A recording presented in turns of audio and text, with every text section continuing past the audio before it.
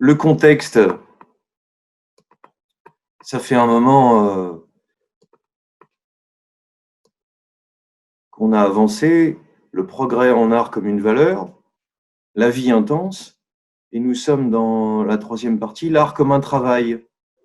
Et c'est ce qui est intéressant chez Degas, c'est de voir que l'ensemble de son œuvre est plutôt marqué par Ingres, qu'il admirait beaucoup, le monde qu'il va représenter, plutôt le monde bourgeois. Le voilà dans un de ses premiers chefs-d'œuvre qui est au musée d'Orsay. Et pourtant, dans la façon de travailler, Degas va être un créateur merveilleux dans la façon de reprendre des morceaux de son propre travail, de les multiplier, de jouer comme Manet avec des images dans les images, de s'intéresser à toutes les techniques et tous les matériaux et d'être capable de, on dirait, transdisciplinarité, de passer d'un médium à un autre, gravure rapide, je vous raconterai comment il fait, pastel, bien sûr, qui n'était pas une technique utilisée en soi, qui était plutôt une technique de dessin. Degas, bien qu'ils viennent d'un milieu aristocratique qui s'appelle Degas, deux plus loin gars, et qui, comme les meilleurs aristocrates, décide de ne pas montrer sa particule en la collant, bien que ce contexte de valeurs bourgeoises auquel il appartient, auquel le 19e siècle appartient, puisque cette première partie-là que je voudrais montrer, c'est la bourgeoisie et le miroir que lui tend l'art. Degas s'inscrit complètement dans ce rapport au classique, dans une grande culture qui va l'amener de voyages en Italie de jeunesse, comme l'avait fait avant lui Ingres, comme l'avait fait d'autres, et jusqu'à l'intérêt pour la modernité et toutes les techniques de la modernité. Degas est capable d'être sur ces deux tableaux-là. C'est pour ça qu'on aura du mal à le ranger dans les impressionnistes, bien qu'il fasse partie dès les premières expositions, bien qu'il y invite des artistes plutôt réalistes et quelquefois dans les internationaux des artistes dont on a vu qu'ils étaient proches de l'académie ou proches d'un certain savoir-faire qui plaira à la grande bourgeoisie. Le gars est capable d'être ces deux personnages-là à la fois, d'être l'ami de Manet, l'admirateur inconditionnel de Ingres, et en même temps un des plus grands collectionneurs de peinture impressionniste, et on le verra plus tard, par exemple, de Gauguin, de Pissarro, qui n'est vraiment pas sa peinture à lui, s'en est très très éloigné. Le gars est capable de faire ces deux choses-là, c'est ce qui fait qu'on aura du mal. Il meurt en 1917, plus de 80 ans, c'est assez étonnant qu'il fasse cette bascule. Et s'il est dans cette partie, la troisième, le travail en art, c'est qu'on va voir que c'est le passage du dessin à la recherche au tableau final est un continuel aller-retour et cycle chez Degas et une façon de montrer ce que la modernité apporte. Et on verra qu'un de ses enfants, entre guillemets, c'est le Lautrec dont on a déjà parlé. Le contexte bourgeois, je voudrais revenir un instant parce que je vous avais pas dit assez que les romantiques étaient des conservateurs et que beaucoup de mouvements nationalistes qui se réfèrent à leur pays ou à des pays qui, quelquefois, en Italie, dans les pays du Nord, sont en train de se construire et de se constituer. Donc le nationalisme, c'est un sujet qui est assez compliqué, assez passionnant d'ailleurs. Et il s'appuie souvent sur les artistes et la représentation de peinture romantique qui montrerait des légendes galloises dès 1837, on ressort la chanson de Roland pour montrer ce que c'est qu'un Français. Vous verrez le clin d'œil de Rimbaud quelques années après. L'art romantique, qui est un art qui se veut de rupture avec l'art classique, est un art très lié aux mouvements nationaux et donc à un certain conservatisme, un certain mouvement réactionnaire. C'est ça qui est intéressant, c'est que la modernité, c'est pas que des rebelles. La modernité, c'est aussi, et c'est pour ça que dans le chapitre sur Degas aujourd'hui, ça a du sens, c'est aussi une façon de relire, de faire un pas de côté par rapport au classique, mais de voir comment cet art est le fruit d'un contexte. Chez Degas, des chevaux, des danseuses, des blanchisseuses, on pourrait dire que son art, comme beaucoup de l'impressionnisme, est finalement assez peu politique, mais il l'est si on regarde l'image que la bourgeoisie veut avoir d'elle même et comment justement dans le travail que Degas produit, dans la répétition, dans le fait de recommencer continuellement, mais dans le travail montré même avec les blanchisseuses ou avec les répétitions sans fin des danseuses, parce que c'est le corps qui souffre aussi le sujet du travail de Degas, comment il fait un pas de côté par rapport à cette représentation bourgeoise. Je voulais vous dire que dans ces années entre 1820 et 1880, en plus de cette relecture nationale influencée par le romantisme, on va aller pas mal emmerder des populations qui nous avaient rien demandé en creusant le canal de Suez. Par exemple, avec des arrêtés. On décrète en 1870 l'infaillibilité du pape, d'ailleurs, et Rome devient une capitale. On déplace les Sioux en 1870. Et en 1876, Sitting Bull bat le général Cluster sur une bataille très importante qui se justifie, vive les Indiens, par le fait qu'ils avaient signé des traités où on respectait le fait que leur terre reste sacrée. Et cette fichue ruée vers l'or va envahir des terrains qui, pour eux, devaient rester intacts. On explore le monde parce que ce monde nous intéresse et en même temps, on y découvre à la fois un ailleurs, autre chose que nous. Voilà Savorgnan de Brazza qui va explorer l'Afrique australe. Le Congo en 76. Voilà le petit livre, le petit journal qui revient sur sur ce vaillant explorateur qui à la fois devient un des premiers à explorer et à faire le récit de tout cela, et donc à inventer aussi dans l'imagerie populaire cette figure d'exotisme de l'explorateur qui va loin et qui revient avec des leçons sur l'humanité, en, je trouve, dérangeant un peu la façon dont le paillasson était rangé. Et puis, contre cette logique colonialiste et qui se développe un peu partout, dont je parlerai dans 2-3 cours, Élisée Reclus, qui est en photo par Nadar, encore une fois, qui va, ce livre-là est un peu plus tardif, mais le premier parlait de géographie globale, c'est-à-dire d'une façon de regarder l'histoire et la géographie qui ne seraient pas liées à un grand récit, mais qui pourrait par exemple s'articuler autour de notions d'État. Et puis dans ces mêmes années, un sujet bien compliqué, Gobineau, alors je ne suis pas assez expert pour le déterminer, Hitler a lu ce livre et de ce que j'en lis, il n'y a pas. Le sujet est compliqué de voir cette inégalité des races humaines dans le livre de Gobineau. Par contre, dans la lecture qu'en fait Hitler, il n'y a pas de doute. Et ce qui est intéressant, c'est de voir qu'avec ses recherches sur l'étranger, on a aussi très tôt l'idée, en développant la science, de classer les humains. Et j'aime montrer la réponse de cet anténor Firmin, dont on oublie souvent qu'au XIXe siècle, il y a des grandes figures noires intellectuelles et que l'histoire française elle-même a eu un peu de mal à connaître et à reconnaître encore aujourd'hui. Il y a du travail de l'égalité des races humaines qui est la réponse au livre de Gobineau. Voilà, qu'est-ce qui se passe dans ces années 1873 ?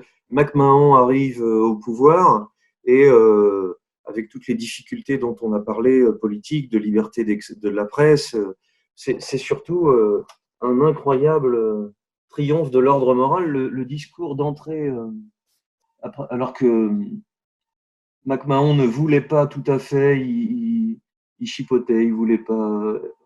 On dit les mauvaises langues qu'il n'avait aucun talent pour la politique et il cède à contre-cœur et en effet, il n'en aura pas beaucoup. La déclaration de MacMahon le 26 mai 1873 donne le ton. Avec l'aide de Dieu, le dévouement de l'armée et l'appui des honnêtes gens, nous continuerons ensemble l'œuvre de la libération du territoire et du rétablissement de l'ordre moral dans notre pays. Là, on a une petite idée de l'ambiance dans laquelle cette deuxième partie du XIXe siècle se passe.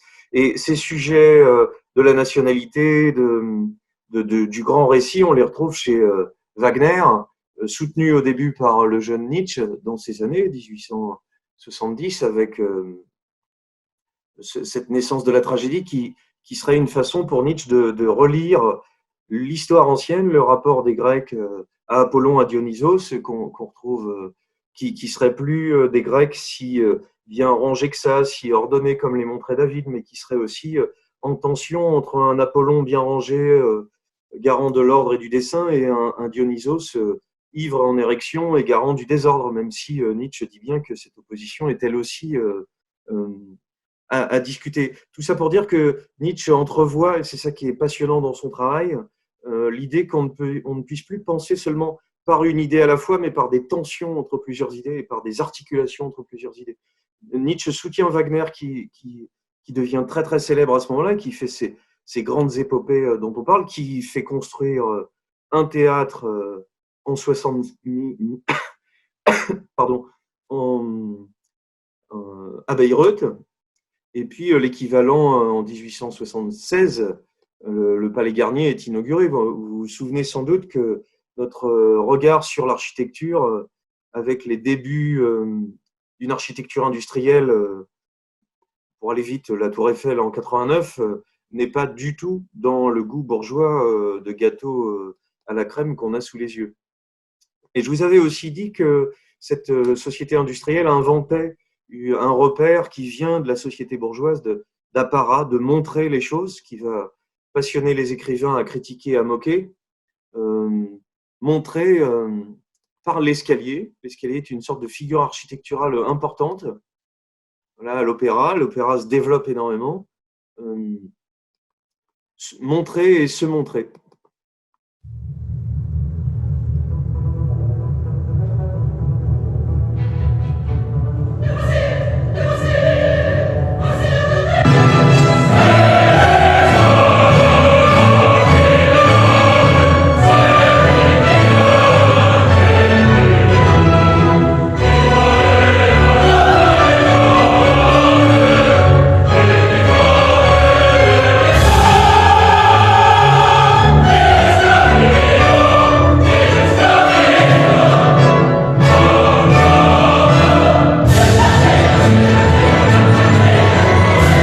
La grandiloquence, elle est toujours dans l'air du temps de ce Bizet qui fait grand succès, et un petit peu, petite moquerie en passant, dans la façon de mettre en scène ce petit film, qui lui-même a tendance à abuser de l'escalier comme présentoir à merveille. Et l'opéra, Degas fera un portrait de Verdi. On vient de croiser Wagner et Bizet. L'opéra est toujours guetté par sa propre caricature, par le merveilleux Offenbach, prise en photo par Nadar. Donc voici un petit morceau. Dans les questions de droit, on écoute juste le petit morceau.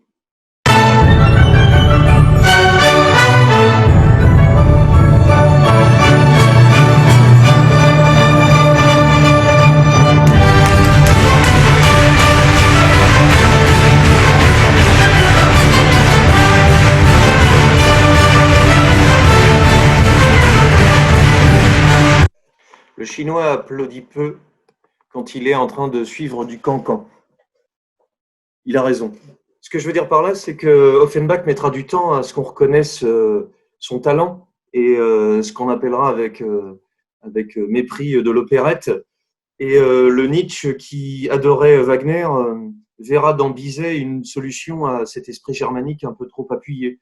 Je voudrais juste rappeler que la distribution des bons points et des mauvais points est toujours très compliquée, puisque cette Orphée aux Enfers, qui est jouée très tôt, dès 58, opéra bouffe d'Offenbach, est une satire de la mythologie. Le goût, le bon goût, c'est ce qui est chatouillé, c'est ce qui est critiqué par les artistes. Ce parti pris de satire de la mythologie donne des réactions de condamnation qui voient une espèce de profanation d'un héritage essentiel. Et la distribution des mauvais points, c'est qu'on pourrait penser que Zola était plutôt progressiste sur cette histoire. Non, pas tout à fait. La scène d'ouverture de Nana est le récit d'une première d'une opérette intitulée La Blonde Vénus, qui ressemble à Orphée aux Enfers, qu'il déprécise. Carnaval des dieux, l'Olympe traîné dans la boue, toute une religion, toute une poésie bafouée, semblèrent un régal exquis. la fièvre de l'irrévérence gagnait le monde lettré des premières représentations. On piétinait sur la légende, on cassait les antiques images. Depuis longtemps au théâtre, le public ne s'était vautré dans de la bêtise plus irrespectueuse, ça le reposait. C'est pas tout à fait une critique du Offenbach, c'est aussi une critique de la bourgeoisie qui s'amuse de sa propre déliquescence. Et le spectacle que l'on va voir dans la création moderne, il est aussi en train de jouer avec ces codes. L'œuvre compte quand même 1000 représentations du vivant du compositeur. Et le petit glissement, pour finir sur cette première partie, c'est un autre historien et psychologue du goût qui va nous l'apporter, qui s'appelle Abraham Mols, qui s'intéresse au kitsch. Une psychologie du kitsch, c'est-à-dire l'art du bonheur. Voici un décor intérieur en maquette de poupée, mais avec un Beethoven au-dessus du buffet, allemand, puisque cette façon de se meubler, le Biedermeier, va arriver en 1860, dans ces années-là. L'idée d'un confort anglais ou d'une esthétique allemande qui serait le beau, accepté par tout le monde. Et ce qui est intéressant dans le livre de Abraham Mols, qui date de 71, le kitsch est assimilé à la camelote, il est devenu un concept universel qui a l'air d'être de l'anti-art. Ce serait un truc qui n'est pas le bon goût. Alors, vous savez très bien que le kitsch, c'est toujours le kitsch de quelqu'un d'autre, en fait. Le moment où ce qui est joli, ce qui plaît à une jeune fille adolescente, même à vous, que vous accrocheriez sur un mur de chez vous, pourrait devenir très vite le kitsch de quelqu'un d'autre. Et ce qui est passionnant dans ce sous-titre, c'est l'art du bonheur. C'est-à-dire qu'il y a un rapport affectif à posséder un objet, à posséder un intérieur qui soit joliment meublé et qui… Voilà ce qui intéresse Abraham Mols. Explication. Le mot kitsch apparaît à Munich en 1860. C'est un mot de l'allemand du sud, kitchen, bâcler, et en particulier faire de nouveaux meubles avec des vieux. Et plus loin, le kitsch est un phénomène social universel permanent de grande envergure. Et il n'est pas que dénotatif, c'est-à-dire il n'est pas juste là pour se moquer du goût des autres.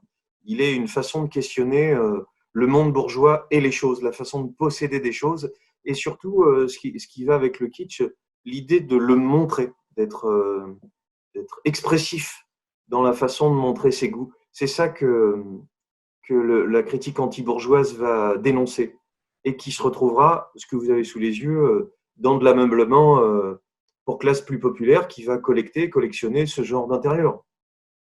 Voilà la promenade du dimanche de 1841.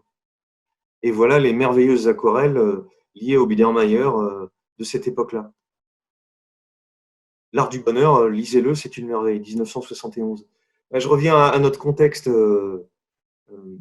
Voilà une toile de Jules Breton qui correspond à l'arrivée au pouvoir de MacMahon, la bénédiction des blés en Artois, puisque le retour à l'ordre moral fait qu'on se remet à inventer des cérémonies médiévales de bénédiction de la moisson, à tel point que on prie la Vierge à Lourdes, on chante Sauver Rome et la France au nom du Sacré-Cœur à Paray-le-Monial, des députés légitimistes participent cierge en main au pèlerinage de Chartres, et républicains répliquent en suivant en masse les enterrements civils, ce qui conduit le préfet de Lyon à interdire les obsèques après 7 heures du matin.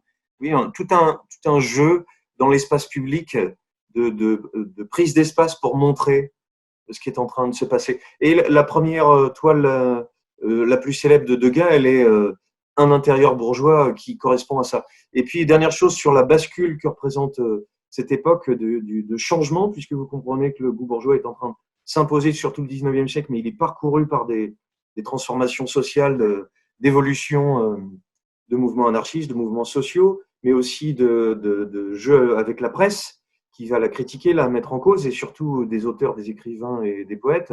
J'en profite, petit aparté qu'on reverra plus tard, c'est aussi en 1876 que le port de l'épée pour les samouraïs, qui était une caste reconnue au Japon, est supprimé.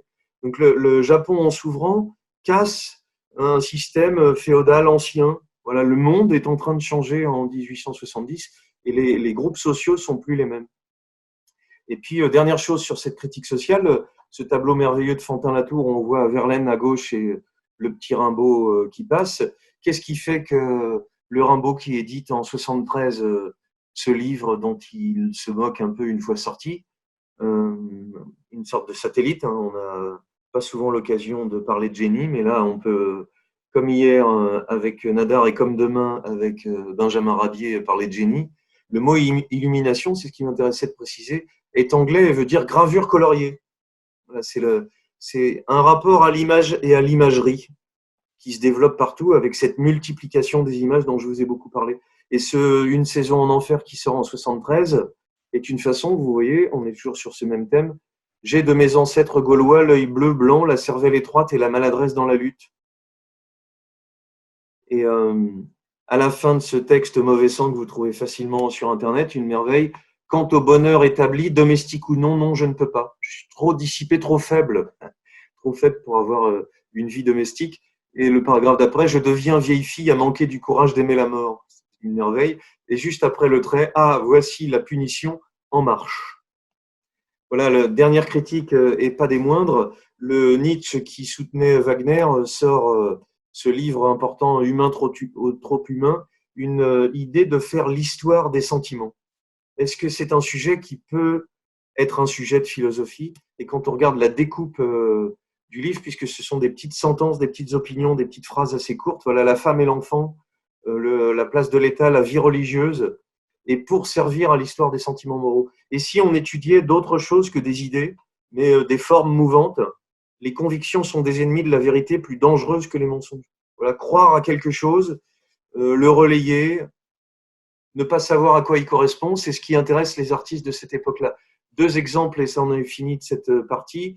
Ibsen, qui en écrivant Une maison de poupée, écrit aussi l'histoire d'une femme qui s'émancipe. Regardez-le, le site de l'INA permet de regarder des pièces de théâtre en ce moment. Et puis Barbey d'Aurevilly qui publie Les Diaboliques, c'est-à-dire de redoutables morceaux d'écriture pleins de corruption concernant les valeurs de la famille. Et puis le plus sévère, le plus génial pour ça, la langue la plus merveilleuse, Flaubert, qui nous fait, alors je trouvais assez mignon de maintenant que vous connaissez ces images multiples, le Bouvard et Pécuchet illustré par un petit daumier est pas mal. Si vous n'avez pas de souvenir, on ne peut pas le voir en ligne, on peut en voir des extraits, mais le Bouvard et Pécuchet tourné avec Jean-Pierre Mariel et Jean Carmet est une merveille. Ils ont l'air idiots, mais à un point et prétentieux et mignon en même temps. Voilà, cette illustration-là me semblait pas mal. Qu'un caillebotte serve à illustrer le Flaubert, j'ai un doute, parce que c'est finalement dans ce jardin de hier pas tout à fait le ridicule qui l'emporte, même si la petite tenue pourrait donner cette idée, et qu'ici on se serve d'un morceau du tableau de Courbet, Bonjour Monsieur Courbet. Je suis pas tout à fait sûr que ce soit l'esprit de Bouvard et Pécuchet. Voilà encore des efforts à faire pour l'édition et la façon dont l'image présente le monde. J'en finis avec le monde bourgeois. On oublie des choses qui nous correspondent. Le téléphone qui est inventé, le football en 71 et la première compétition de tennis à Wimbledon en 77.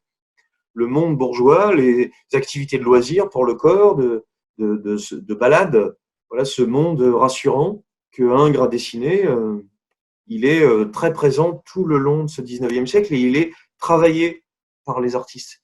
Dans cette rue de Paris, temps de pluie de caillebotte de 77, on a aussi et d'abord cette bourgeoisie qui se promène, influencée, on le reverra, par l'estampe japonaise dans le fait de couper ces personnages en morceaux, à droite qui entre, à gauche qui parcourt l'espace, qui viennent vers nous, qui partent de chez nous, qui vont vers la droite, qui vont vers la gauche, avec un art tout à fait japonais et merveilleux de couper ici, couper en bas et couper en haut dans une forme presque carrée qui accentue le dynamisme de contraste de l'un avec l'autre en collant en plein milieu presque une bande dessinée.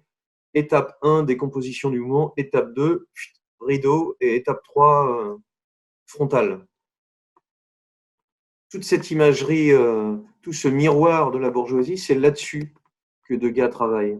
Il est admirateur de Delacroix et de ses recherches. Il est le soutien principal de l'exposition impressionniste chez Nadar en 1974. Il sera de toutes.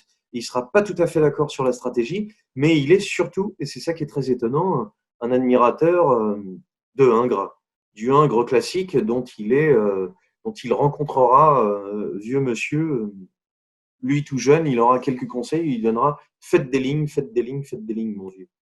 Voilà ce que faisait Ingres, ce dessin d'un monde à Rome confortable et chaleureux qui aime regarder sa propre image.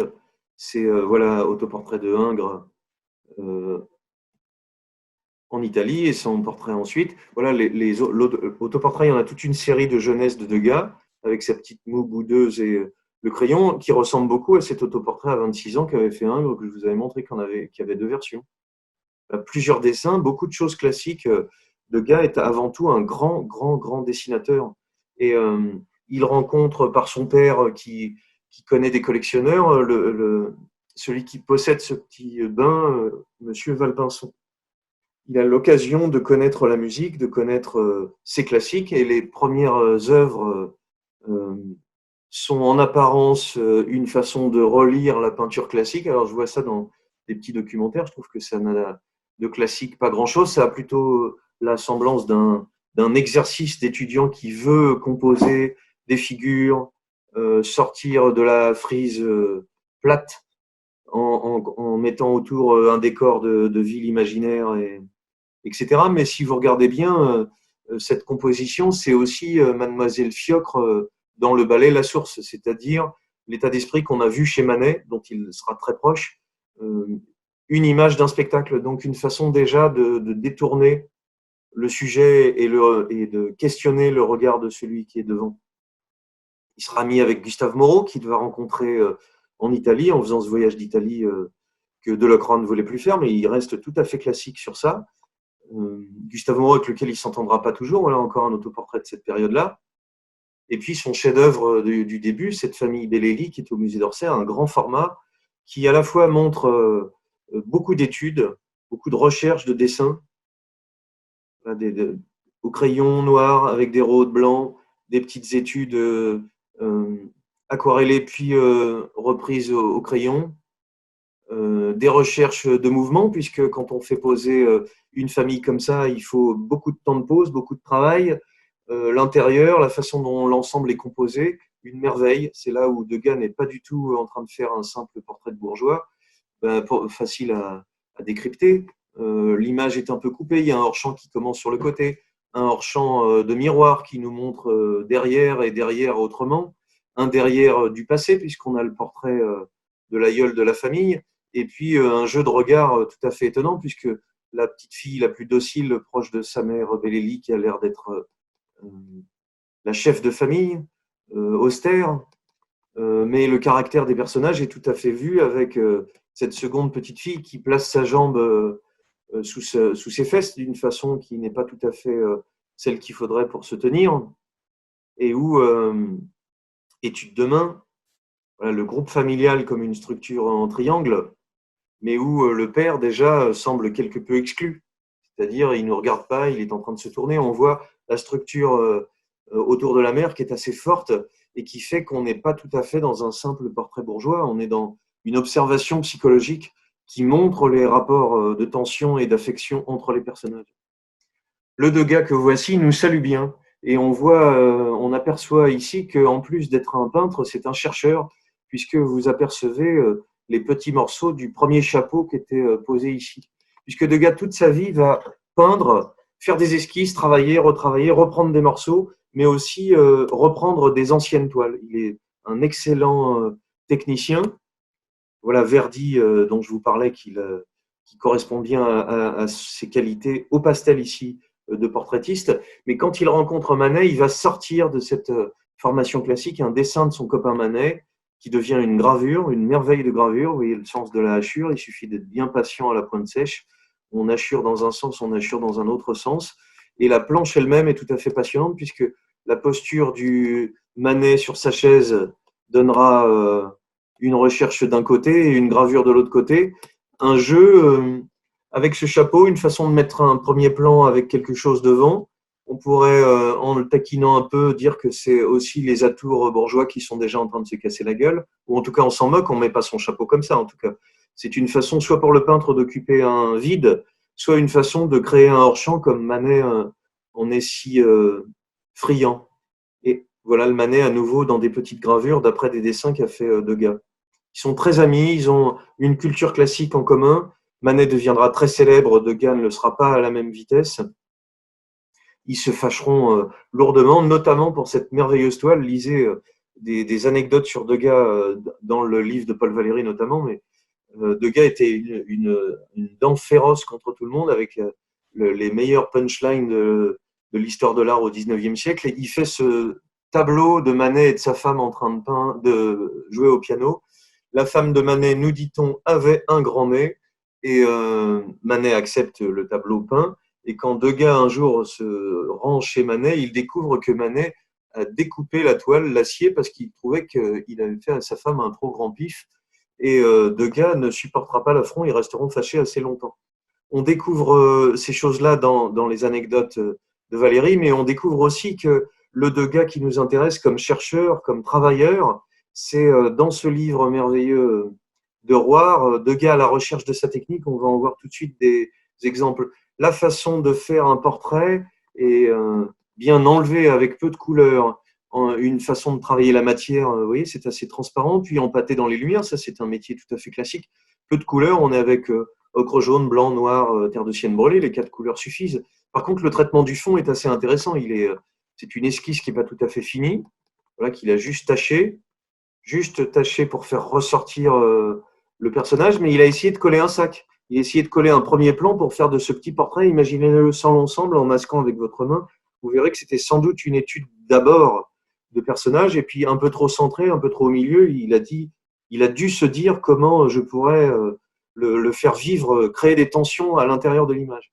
Voilà, on a dans beaucoup de recherches de Degas des portraits, mais qui sont avec d'autres personnages, avec d'autres éléments qui viennent s'emboîter, jouer avec, nous gêner en un sens, puisque là, on a une petite étude qui servira pour les scènes d'opéra qu'on verra plus tard, avec ce magnifique portrait de Milo, pas le musicien, Désiré, un autre, voilà, un portrait qui a été dessiné sur place. Par contre, ce qui est fascinant, c'est cette esquisse à l'huile sur un panneau léger, 2 rythmes pour suggérer l'écriture qui serait derrière, un arrière-plan, mais surtout en camailleux, une seule couleur dans le frais, un brun un peu coloré, sur lequel, avec un chiffon, il va venir essuyer des morceaux pour retrouver une demi-teinte sur la main, une lumière un peu plus forte en appuyant un peu plus avec le chiffon sur le manche de l'instrument, et puis en recernant par endroits. Degas s'amuse à chercher tout le temps, chercher la lumière par cet éclairage vu du dessous, de chef-d'œuvre au pastel. Chef-d'œuvre au pastel, éclairage du dessous, nouveau sujet moderne, ça on pourrait le dire de cette façon-là, qui fait que la dame a l'air d'être comme dans un film d'horreur expressionniste qu'on verra à la fin, mais expressif aussi dans cette capacité de coller 3 bandes de couleurs presque d'un motif abstrait qu'on retrouvera en 1920-1915 chez Kupka quand il inventera la peinture abstraite. Une peinture très riche, très forte en couleurs, très audacieuse, car ici, il s'agit presque d'une même peinture tout de vert, sur lequel il va jouer avec des essuyages et qu'il va mettre en valeur avec ce brun violacé, qui lui servira à détourer l'ensemble. Dit autrement, vous prenez 1 ou 2 verres, vous rythmez votre surface avec des touches assez variées, vous faites des essuyés, vous reprenez avec de l'essence, un pinceau qui permet de diluer un petit peu, et puis vous remettrez quelques accents au besoin parce que votre dessin est assez solide pour savoir à peu près repérer l'ensemble. Vous remettez quelques lumières une fois que c'est un peu sec, une couleur forte, et vous signez c'est du Degas. La lumière vient du dessous, elle donne des ambiances qui sont très puissantes, du dessus qui donne des ambiances très puissantes aussi. Et c'est la recherche sur la composition qui est audacieuse, puisque on a une lumière électrique très nouvelle dans l'histoire de l'art, et une façon de composer sur des obliques très marquées qui lui permet de couper les personnages en morceaux. À la fois des danseuses en action, le tutu est presque en train de disparaître, on a une espèce de composition en arrondi, en tourbillon, peut-être en espèce de pelure de pomme, mais au fond, presque un rythme tranquille, avec des personnages bien rangés sur la même ligne et qui pourtant regardent d'un côté et de l'autre. Et puis des recherches au pastel qui sont des merveilles de non plus tellement de vraisemblance, peu importe que l'espace soit réel. Degas a beaucoup dessiné dans les arrière-plans, dans les arrières de salles de répétition de petites danseuses, mais il est loin d'illustrer des petites danseuses au goût kitsch, comme je voulais vous montrer qu'elles se faisaient dans la photo pictorialiste hier et aujourd'hui dans le goût bourgeois que l'on voit. Les corps de Degas sont plutôt des corps déformés qui vont dans des pliages d'épaules, dans des pliages de bras, se rythmer les uns les autres, comme des pièces qui seraient en train de s'emboîter et de se désemboîter. Et on va le voir de façon très concrète. Voilà, Degas dessine, il se sert de ses dessins pour faire des cadrages et les reprendre. Et Rouart nous apprend par exemple qu'en tant que chercheur, Degas s'amuse à peindre avec les doigts ici, en créant une espèce de rythme qu'on retrouvera bien plus tard dans le pointillisme. Degas est aussi celui qui s'amuse à passer de la vapeur d'eau pour faire fondre le pastel, puis le reprendre par-dessus après en avoir fait une espèce de peinture. Voilà, le jeu de couleurs, il est exacerbé, il peut se permettre d'être aussi abstrait parce qu'il a un très bon dessin, évidemment, et aussi il peut se permettre de varier l'écriture à un point où vous voyez, la signature n'apparaît pas tout de suite. Des rythmes de, de traits vibrants, puisqu'on est au pastel, on a une façon très personnelle et très nouvelle que Degas invente, il n'y avait pas ça avant. Dessiner, c'est faire un trait, peindre, c'est faire une surface, dessiner au pastel, c'est peindre avec du trait, c'est faire de la couleur avec du trait, et donc pouvoir ici étaler la couleur, la frotter en surface à peine sur le grain du papier, la beurrer plus fortement après l'avoir nourrie au doigt, ou même garder les hachures, garder des hachures optiques qui fait que quand vous plissez les yeux, vous avez presque un brin, presque une forme foncée, mais qui va vibrer comme une vraie ombre. Chez Degas, on a cette capacité, non pas d'être sur place pour peindre, mais de reconstituer à partir de ce vocabulaire qu'il s'est fait, tout un ensemble de figures qui se retrouvent partout. Voilà. Les personnages que vous voyez ici, on va les retrouver après les avoir étudiés et avec des postures. Essayez de mettre vos pieds comme ça et puis on vous retrouvera bientôt plus tard. Ces figures-là vont se retrouver prises et reprises et re-reprises dans différentes œuvres. Degas n'est pas un observateur au premier degré, il est un organisateur, un travailleur de formes, de patterns, de motifs qu'il va reproduire, déplacer, remixer en grande, grande quantité. Vous allez le voir dans la dernière partie. Degas est aussi un photographe, il va photographier lui-même ses amis, recadrer, travailler sur la lumière, parce que c'est assez difficile de travailler avec la lumière électrique. Degas va se servir de la photo pour reprendre ce que vous venez de voir. Voilà des pastels qui sont inspirés de cette peinture, de cette photo. Il fait une photo originale, il en tire une image qui va lui permettre de recomposer une image mixée, puisque vous voyez que le petit profil de la dame ici, c'est à peu près le même que la dame ici, avec la pliure du coude, et que le bras tendu appartient à celle-ci autant qu'à celle-ci. On verra dans cette partie sur l'art comme un travail, comment Rodin fera la même chose en faisant des moulages et en collant, découpant, redécoupant et reassemblant avec d'autres personnages. Photo de Degas, pastel de Degas, ici, et peinture ici, avec un rythme décoratif sur le fond merveilleux. Eau forte, monotype, un travail, la toile, on l'enduit d'une peinture grasse et après on essuie au chiffon. Donc vous plissez les yeux, vous commencez à voir les pieds de la dame, son bonnet de nuit et la lumière puissante, elle va se coucher. Voilà quelques scènes faites au bordel. On sait que, comme pour Lautrec, ce sera une source d'inspiration pour un vieux garçon comme lui. Et pour finir, cette guirlande de personnages, voilà, je dis dans cette partie que la femme est un matériau, en fait.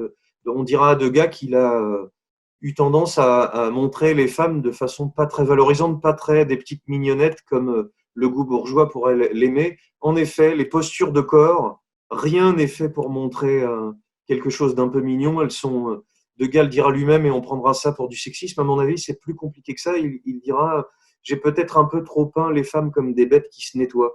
C'est-à-dire le corps en train de travailler, le corps en train de se déplier, le corps en train d'œuvrer. Et, et de ne pas être le corps classique de Ingres, pas celui qui serait joli à regarder en fait. C'est ce qui fait que devant ces œuvres de Degas, on est presque comme un voyeur, mais que quand on regarde son travail pour finir comme un sample, en fait, comme une façon de prendre une image, de la reproduire, reprendre une image, la reproduire, prendre une image, la reproduire en gamme de couleurs, chercher avec un pied en avant, avec un pied replié, mais celle de derrière ressemble à celle-ci, avec des personnages qui s'enchaînent presque comme des guirlandes humaines, quelquefois plus réalistes, quelquefois très réalistes. Des recherches, puisque en vieillissant, il va perdre la vue, donc les hachures vont devenir de plus en plus fortes, grandes, il va travailler la terre. Là, on retrouve ces anecdotes-là ici. Degas est finalement quelqu'un qui cherche le cadrage. Sur le portrait de son ami Lorenzo Pagans avec son père derrière, il fera 2 cadrages. Sur les portraits de bourgeois qui sont autour de lui, il fera plusieurs essais de jeu, de décadrage, de mouvement qui fait que quel est le sujet, le personnage qui part dans un sens alors que ses enfants partent dans l'autre sens. Place de la Concorde. Le fait qu'à la bourse, personne ne nous regarde et qu'on soit déjà en train de chercher qui parle à qui. Voilà, chez Degas, toujours le mouvement de déplacement. Le déplacement à l'intérieur de l'œuvre elle-même. Une version de Martelly, une seconde. Une façon, dans les esquisses elles-mêmes, de chercher des déplacements. La fille qui se gratte au milieu, vous l'avez déjà vue ailleurs, elle est là. La fille qui danse au fond, elle est encore là. Et le monsieur qui était à droite à Califorchon sur sa chaise, tiens, dans le fond blanc, il y en a un qui apparaît comme un fantôme. Il est là. On a des postures qu'on retrouve par endroits et qui deviennent comme une sorte de répertoire sans fin du travail de Degas. Degas est en train de continuellement de jouer avec l'image et celle merveilleuse de Marie Cassatt qui fait son admiration. Ils auront une admiration mutuelle qui prouve qu'il n'est pas si sexiste que ça. Il la rencontre au musée du Louvre, voilà l'endroit où Degas finit quand même. Il est moderne dans sa façon de travailler, classique dans certains de ses sujets et dans certaines de ses convictions, et moderne profondément dans la façon de reprendre, reprendre, retravailler. Ici, un autoportrait, ici, une façon de jouer avec comme un clin d'œil à cet homme de dos qu'on avait vu chez les romantiques, et une merveilleuse femme à lorgnette. On pourrait être dans du Manet, elle est en train de nous regarder, nous qui la regardons. Voilà. Degas est moderne par ses moyens nouveaux. À demain.